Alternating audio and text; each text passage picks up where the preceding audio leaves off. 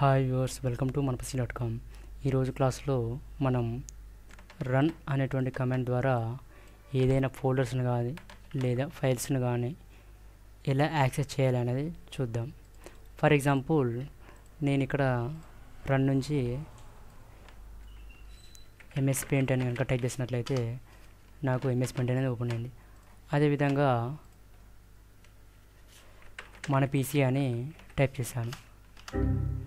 నాకు మన పీసీ అంటే ఇక్కడ ఎర్రర్ మెసేజ్ వచ్చింది. నాకు మన పీసీ అని టైప్ చేసినప్పుడు నాకు ఒక ఫోల్డర్ ఓపెన్ కావాలి. అలా ఓపెన్ కావాలంటే ఈ యొక్క చిన్న ట్రిక్స్ అనేది ఉపయోగపడుతుంది. అది ఎలాగైనా చూద్దాం. Start run back/ enter Windows system 32. So నాకు మన పీసీ అని టైప్ చేస్తే నాకు మన పీసీ అనేటువంటి ఫోల్డర్ ఓపెన్ కావాలి కాబట్టి ఇక్కడ న్యూ ఫోల్డర్ మన పీసీ అనేటువంటి ఫోల్డర్ని క్రియేట్ చేశాను. క్లోజ్ చేస్తున్నాను. ఇప్పుడు స్టార్ట్ రన్ మన పీసీ అని టైప్ చేశాను. ఎంటర్ కీ ప్రెస్ చేస్తున్నాను. ఇప్పుడు నాకు మన పీసీ అనేటువంటి ఫోల్డర్ క్రియేట్ అయింది.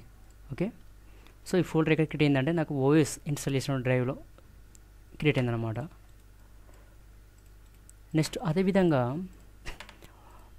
ఒక టెక్స్ట్ డాక్యుమెంటే కావచ్చు, లేదా ఒక వర్డ్ ఫైలే కావచ్చు, లేదా పవర్ పాయింట్ ఫైలే కావచ్చు, లేదా ఒక ఫోటోషాప్ ఫైలే కావచ్చు, ఏది ఓపెన్ చేసినా కానీ నాకు ఇక్కడ నుంచి ఓపెన్ కావాలి. ఫర్ ఎగ్జాంపుల్ ఇక్కడ నేను శాంపిల్ అని టైప్ చేసిన sample.docx అని టైప్ చేసినట్లయితే txt అని టైప్ చేసినట్లయితే నాకు శాంపిల్ అనేటువంటి టెక్స్ట్ ఫైల్ ఓపెన్ కావాలి. అలా ఓపెన్ కావాలంటే ఈ స్టెప్స్ని ఫాలో కావాల్సి ఉంటుంది. Start run / enter Windows system 32 new text document sample. Okay, close the window. ఇప్పుడు స్టార్ట్ రన్ sample.txt. ఇక్కడ టెక్స్ట్ ఫైల్ కాబట్టి .txt అని టైప్ చేస్తాను. అదేవిధంగా ఫోటోషాప్ అయిందనుకోండి .phd అని టైప్ చేయాల్సి ఉంటుంది. అదేవిధంగా